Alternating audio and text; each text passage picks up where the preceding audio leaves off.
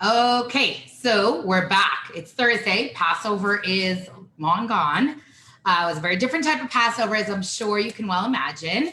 And maybe one time we'll do some Passover recipes. But for right now, we're actually doing Chabad's famous sushi salad. Everyone knows the sushi salad. It is a fan favorite. Former students asking for the recipe. It's kind of become iconic along with Chabad. Is the sushi salad. And there's actually two versions of sushi salad. So if you hang out on Friday night, you know version number one, which is meant for a crowd, which usually is in these bowls, right? We have about 10 or 12 of them. People hide them. It's quite funny. So this is the sushi salad. And it's probably one of my more requested recipes. That's why I'm sharing them with you. And I actually got a request from a former student. Please show us how to make the sushi salad. So sushi salad is on the menu tonight. Now, if you've been here Shabbat day, you know that sometimes there's this plate used for sushi salad, and that is a whole different type of sushi salad. That is actually a sushi platter, and they're both delicious. One is with cooked ingredients, and they both have flexibility. And actually, one sushi salad, the basic one, is in this cookbook. Okay, if you haven't seen this, this is a cookbook that's used as a fundraiser for Chabad, raises funds for Chabad. So those who join the monthly Chai Club or give 360 or more get this. So this is your delicious, wonderful cookbook, has the recipes and all the other Chabad favorite recipes. So what we're going to do tonight is those two sushi salads that I'm starting with our rice. Now, I happen not to be, for all the things I love to cook, and I cook, I've been cooking for a while. For all the things I love to cook, actually my least favorite thing to cook is hard-boiled eggs and rice. And those are the things I found that I would mess up no matter what happened. I would always mess them up. And so one day Rabbi came home from the store with a rice cooker, and that probably changed my life in a good way because the rice cooker does the work for me. Now, as you all know, obviously I washed my hands already, but gloves have nothing actually to do with Corona. Anyone knows and hangs out with me in the kitchen knows I love wearing gloves. I like to protect my skin. I like to not spread germs around, etc., etc. So my rice was cooked with a rice cooker, and the rice cooker does it to perfection. And what I would say is whether you use brown rice or white rice, follow the instructions on the bag. I usually find with my rice cooker, the sushi rice is 1-to-1. So 1 cup rice, 1 cup water. You can follow the instructions in the back of the bag or the instructions on the rice cooker. But I'm a big fan of rice cookers. They work. And I actually also cook quinoa in the rice cooker as well because, again, perfect fluffy quinoa every single time. So this rice I cooked yesterday, so it's a little bit like clumpy. If you'll see, sushi rice is a stickier rice, which is fine.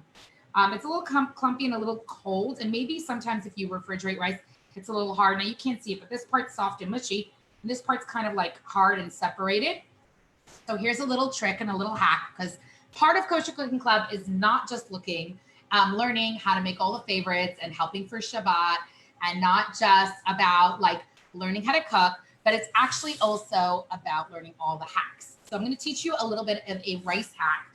If your rice got cold or hard, and you want to, I'm going to move this to the side, and you want to make sure that it's heated up and delicious. What you do, kind of little trick, is let me just move this to this side. Hold on a second. You actually take a cup, and I prepared here a cup of boiling water. This is actually really hot. Boiling water. Now I have a full cup. I'm not going to use the full cup. So if you know these beautiful, you've seen these little swaggy Chabad cups, you're going to add a little bit at a time. So I'm starting with a little bit of rice, and I'm going to do the first sushi salad first, the one in the bowl. And I'm going to add my rice in, and you see how it's a little bit lumpy and clumpy. Like it's not smooth and it's not like, I don't know, you could see that, right? Okay, so you're gonna take your sushi salad, your sushi rice that's already cooked, and it's actually fine to do cooked in room temperature. You can do, cook your sushi rice, do it room temp, bring it to room temperature, take it out of the machine, and then you won't have to do this. This was, last night we had sushi for dinner, and this is the leftover rice. So this part's also a little crusty over here. So now I'm going to take my boiling water, and I'm going to pour a little bit in at a time. And then I'm moving this bowl out of the way so you can see. I think you can see, right? I'm going to literally knead it like this and break it down a little bit, soften it. No oil needed, just a little bit of that boiling water. And for the pieces that are a little dry, it kind of rehydrates them and it softens them. And for the pieces that are chunky, it will also help me break them up because there's a lot of the starch when it sits overnight. A lot of the starch sits there too. A little bit more hot water. And there's no instructions of how much hot water because you kind of just have to play with the texture like this, which is another reason why I wear gloves in the kitchen. I always love gloves in the kitchen because I like to use my hands. I like to feel the food and make sure that we're getting what we need. A lot of people think you need a lot of like really advanced skills. Really, you just need to get in the kitchen like anything else. You learn from doing. So when you get in the kitchen and start playing around, then you get better at it. Okay, so let's see. This glass is probably 8, 9, 10, let's say a 12-ounce glass, I can imagine. And I would say for this bowl of sushi rice, I added, what'd you say, about half the water? Okay, now gloves gone. I'm not going to try the trash cans too far. What would you say? About a third of the glass I put. Now it's all gross and dirty, but a third of the glass of boiling hot water. Now my texture is perfect, right? Next up, I'm going to add my toppings. Now I need to get my gloves because I just made those a little sticky. And hold on, I thought I had my gloves nearby. Okay. Now we have more gloves. Okay. Always keep these nearby. For many reasons, right? They're super convenient. So now I have my softened rice. It's great texture. And now I'm going to add my toppings. Now, you can keep this vegetarian, like vegan if you want. You can just, and skip the fish. You can just put in carrots or avocados or cucumbers and soy sauce if you want. The way we like this sushi salad here at Chabad is lox. So we take good old fashioned delicious lox, which I have right here. I'm going to move these bowls out of the way for now.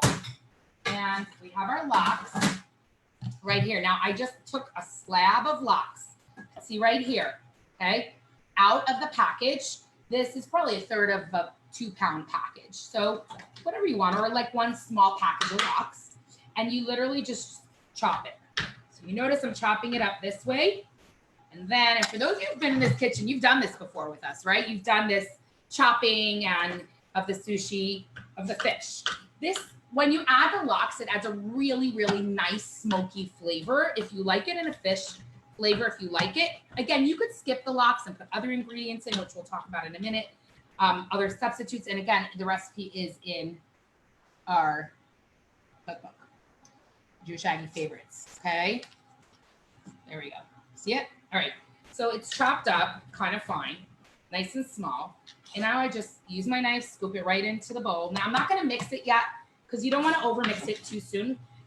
You guys know, if you've tried this at Kosher Cooking Lab, if you overmix it, it gets really, really mushy. And then it's like weird and pasty and molded. And no, not good. Next up, we're going to put in some fake crab. So those of you who know, this is Kosher Cooking Club and crab is not kosher.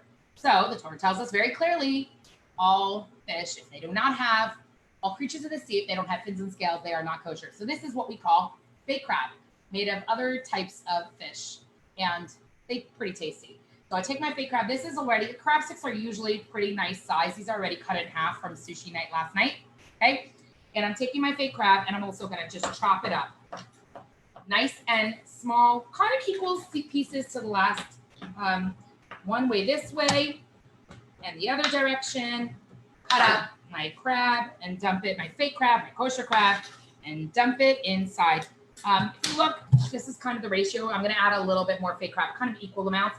What's nice is that the lox is salty and a little bit fishy. The crab is kind of sweet, the fake crab. And so the kosher crab. And so we chop it, we put it in together. They really, really complement each other. Now, I usually do not put in avocados when I'm making it because I have some people allergic to avocados and avocados get brown and yucky.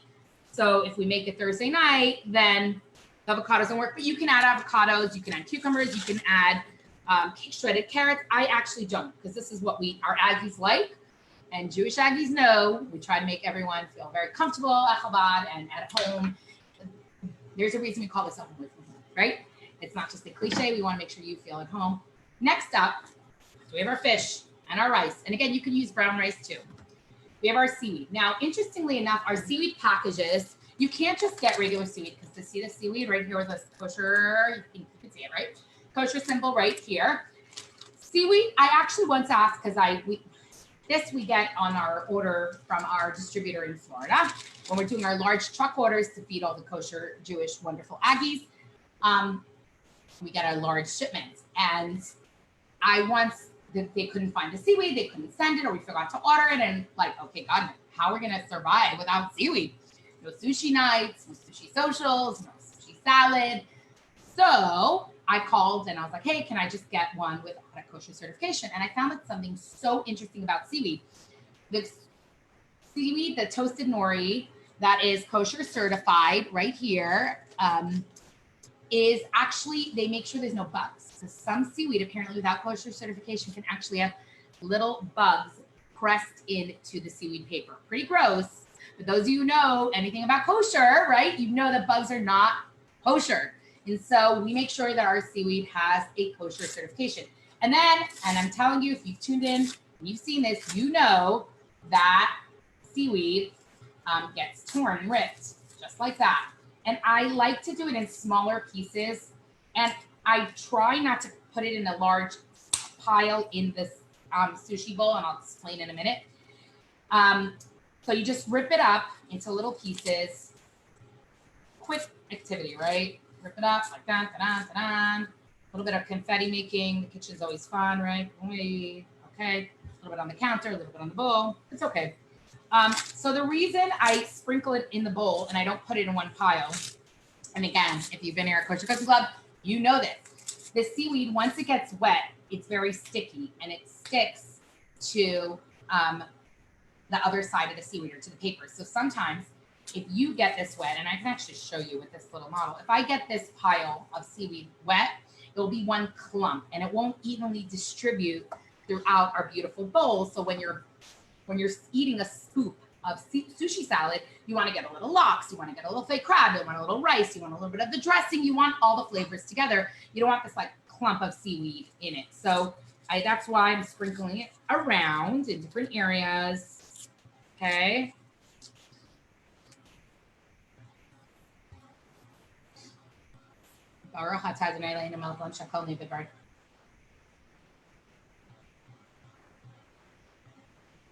Whoa, just a little water.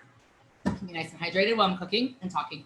Okay, here's about our seaweed. I'm probably gonna add a little bit more, and I actually prepared some, but I just want to show you how we chop it up. A little more seaweed inside, and we could set this aside while we prepare our dressing. So two things I love about the dressing. So here's our bowl, even distribution of the ingredients, delicious. Now comes the dressing. And a little bit of the secret is the dressing. And again, the measurements are in here. So for those of you who like to cook with measurements, everyone knows in this kitchen, precise measurements. Go, go, go, go, go, pour, pour, pour, stop. Wait, no, stop, a little bit more. That's how we measure in this kitchen.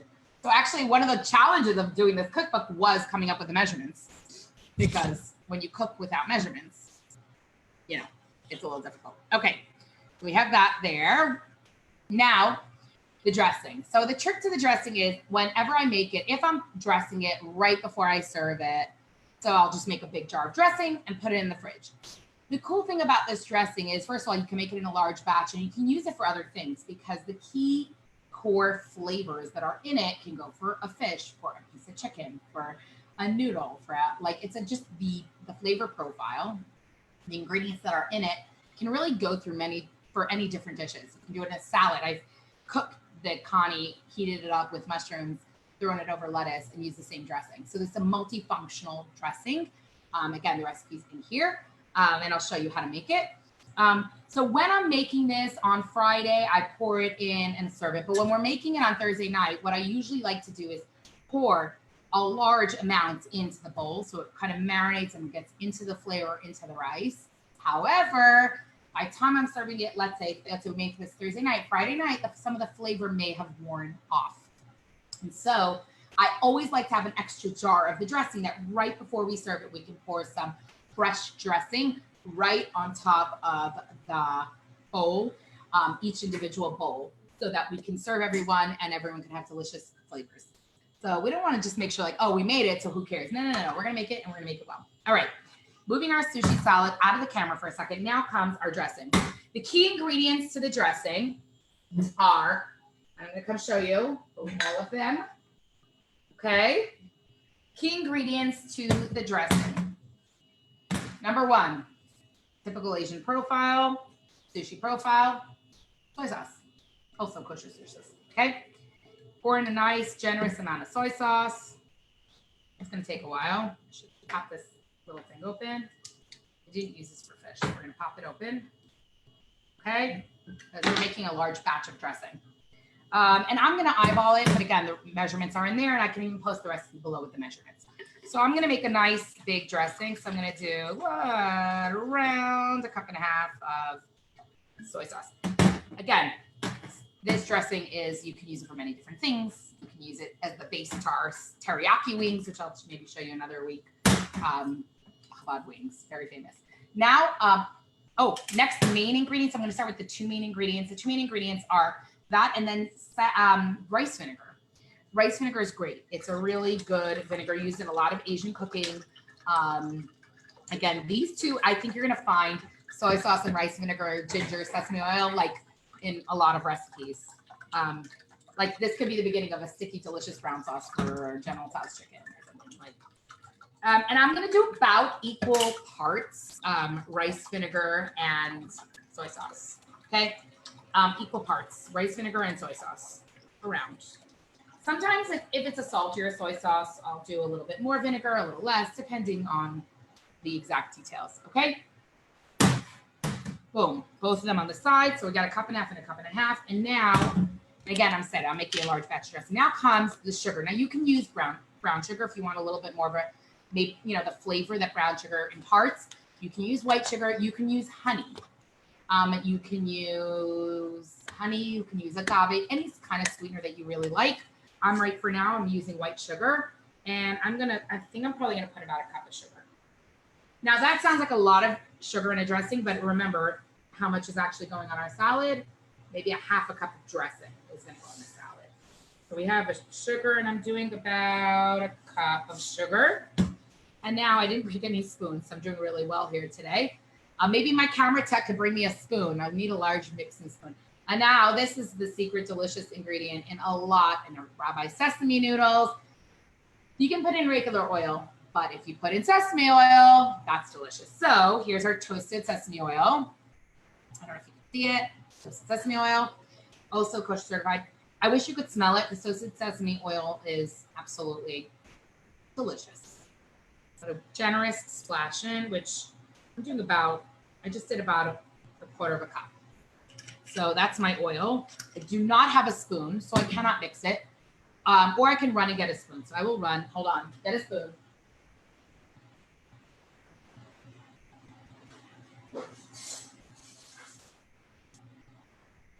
Okay. Sorry about that. We got a mixing spoon now. Usually I put in ginger powder. I happen not to have ginger powder here right now. So no ginger powder, but ginger powder is delicious. You can even put fresh chopped ginger, like squeeze, use a garlic press and just press in some ginger. Hey, Adam, how are you? Good. Great to see you. Sushi salad. Get to learn how. Yeah. I wish you could smell it because it really smells amazing. Smells gingery, I'm guessing. Right, gingery. Okay. Now look, interesting because the sugar was added, it kind of thickened it and made it like a little syrupy. I don't know if you could see the way it's pouring. It's a little thicker than just the liquid. Okay. And now this dressing we just made 4 cups of dressing. That's a lot. Again, like I said, I'll save it. I'm not going to only use it for this. So now here goes our dressing added in. I'm going to add in probably around 1 cup of dressing to this bowl of rice. This is a lot. This is a nice amount. We should have measured how much rice we did. I don't remember, but it is a lot of rice, and it is a nice amount of lox and also that. So there's some sugar on the bottom. I really am going to mix it one more time to try to get that sugar dissolved. You could heat up the dressing, but then you have to cool it before adding it to the fish. Ain't nobody got time for that. No. Okay, we got it. I got the sugars. Sugar is heavier, so it sinks to the bottom of the dressing. I'm going to put in around 1 cup of dressing. That was around 1 cup. And now Remember I said that I mix it at the end because I want, again, also you see how the seaweed is now not stuck in one mound? You see how it's distributed evenly? So now I'm going to gently mix it in. You can use your hand because hands are wonderful in the kitchen. What gloves are for. And that's what sinks are for. Hands are amazing in the kitchen. I always use my hands in the kitchen. Anyone who hangs out with me in the kitchen knows with gloves, always with gloves, hands are used because they work. Okay, now, for those of you who look at this, okay, this, look at that. First of all, look at the way the grains are separated. Remember how clumpy the rice was in the beginning? Because of that hot water that we added, the rice is plump and moist and delicious because the rice had been in the fridge, Adam, overnight. So we had to like rehydrate it, a little boiling hot water. And you see there's a little bit of liquid on the bottom, and that's okay because that's going to soak into the starches overnight before Shabbat. Now, do you remember how I said about the seaweed getting clumped in together? Look at it now. Not clumped in, evenly distributed beautifully. Little specks of wonderfulness in here. This is sushi salad, number 1, Chabad famous. Now, what I usually like to do when I'm serving it, put it in a bowl like this. Everyone, you guys have seen this before. Put it in a bowl, and then we'll put the little toppings and the dressings on shortly, okay? Looks delicious. Bowl like this, or I should say a heaping bowl. This is why I love these bowls, because look how much is going in. Perfect for a nice table at Chabad. Full of students, which hopefully should happen soon. We should all be together celebrating Shabbat. That's what we want. And then comes our secret sauces. What are our secret sauces? We have our eel sauce, which is delicious, or known as sticky sauce or brown sauce or sticky sweet brown sauce. It's eel sauce. There are no eels involved because eel is not kosher, in fact. So there you go. And now we have our spicy mayo. Now, I'm not going to show you how to make spicy mayo because you can Google it, but I will tell you, we learned from sushi chefs that we bring sometimes to Chabad, mayo, sriracha sauce, a splash of sesame oil, just a little splash, and actually they showed us to put in a little chili powder. A little bit of chili powder adds a little bit of depth and really, really good flavor. And then this is the fun part. This way, go the other way with the eel sauce. These you can get, we get them in Restaurant Supply, you can get them at Walmart, Amazon. They're just little squeeze bottles. We always have these in the fridge. Those you know hang out here. These are always in the fridge, ready to go. And then you want to top it. First of all, look how stunning this looks. Remember I said you can do cucumbers if you want. You can do shredded carrots if you want. You can do avocados. I don't like to do avocados because they get brown. And cucumbers can be divisive. This is a win. Everyone loves it. And then these sesame seeds, if you look, beautiful black and white sesame seeds.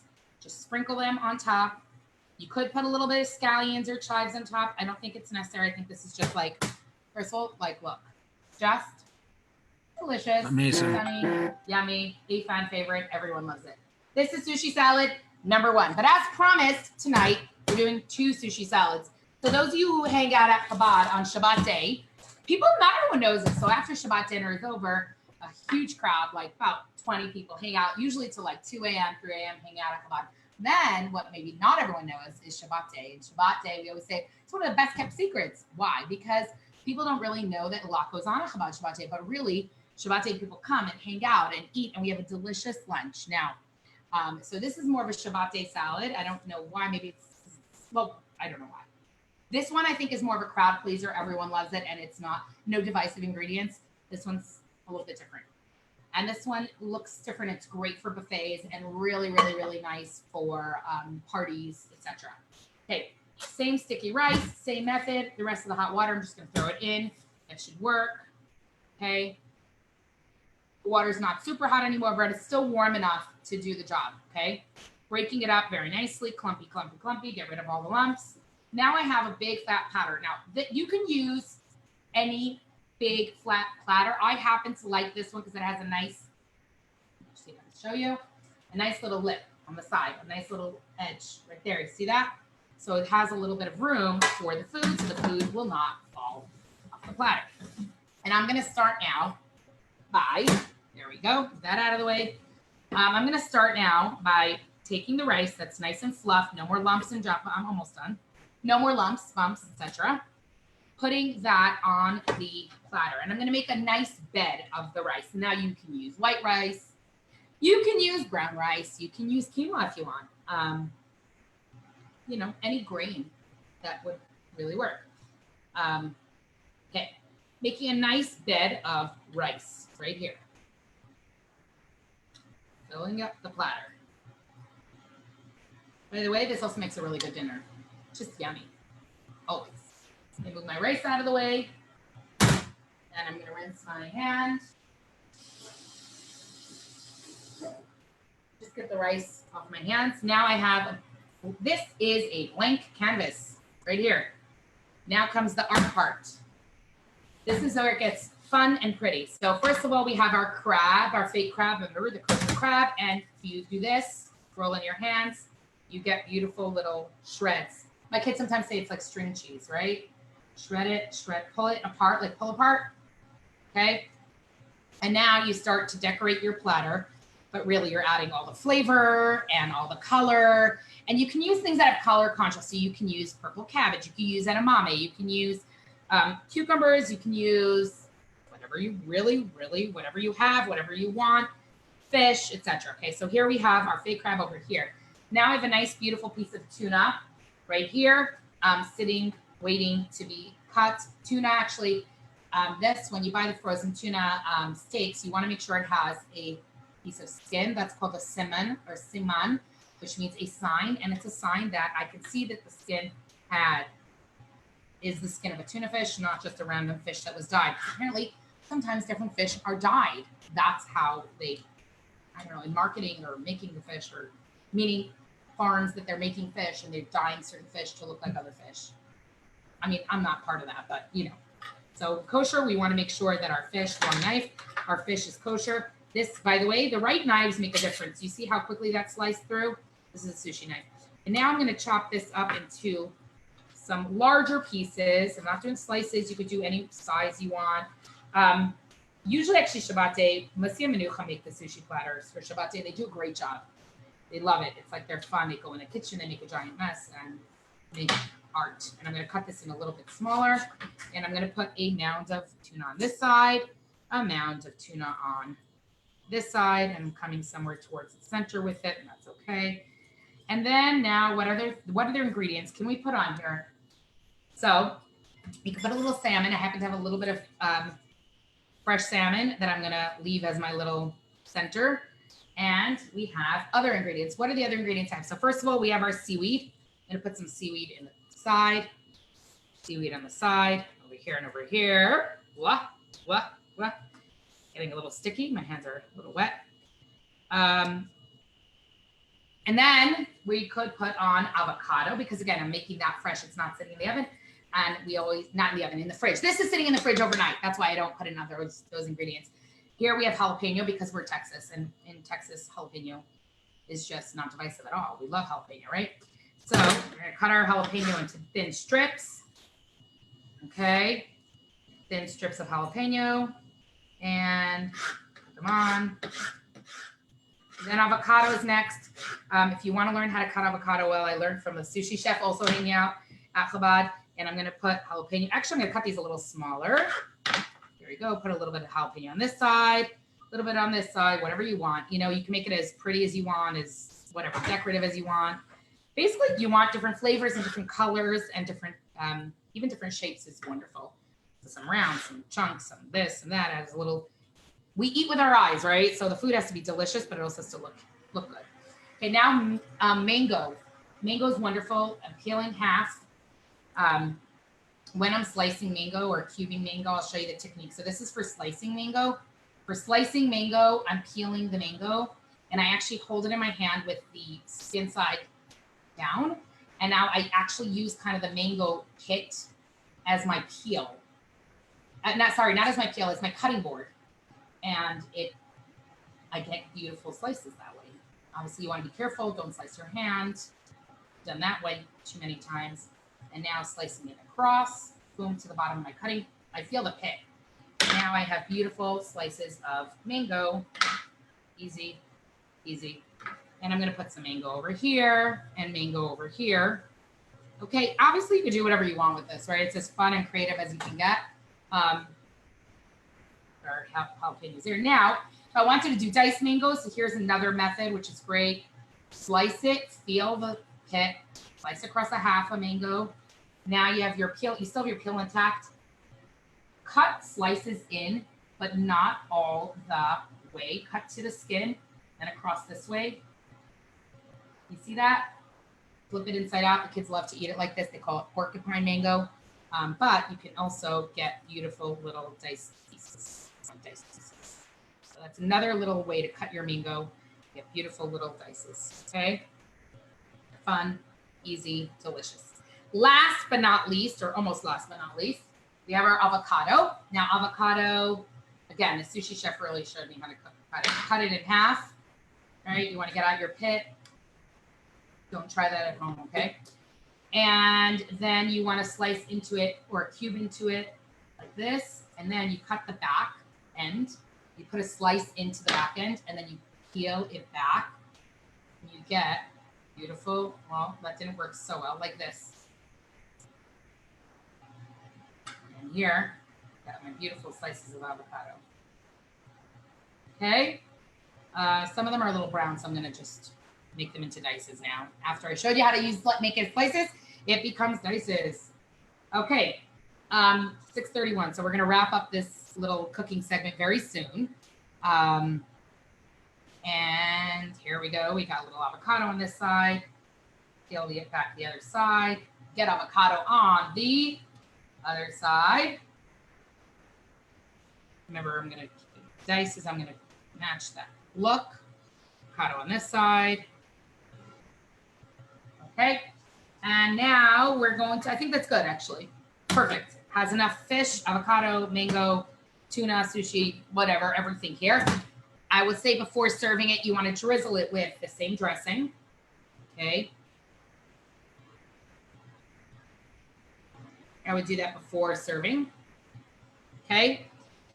And then you want to top, if you want to, you can top it with the sesame seeds. Oh, we forgot our sauces. Hold on. Our eel sauce again. Everyone loves that eel sauce. And our spicy mayo. Hold on. Apparently need a little bit more. Spicy mayo. And back to my sesame seeds. Add them on top for the color, for the contrast, for the flavor, for deliciousness.